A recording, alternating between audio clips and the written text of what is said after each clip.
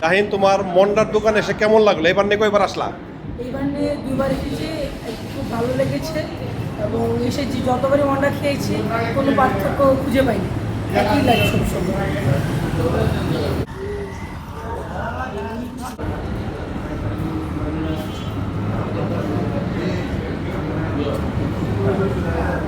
মন্ডার ময়মনসিংহের মুক্তাগাছা মন্ডার দোকান বললেই গোপাল পালের নাম আসবে।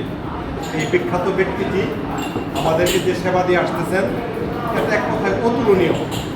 আজকে নিয়ে যে কতবার আসলাম এর কোনো পরিসংখ্যান আমার কাছে নেই, হিসাব নেই।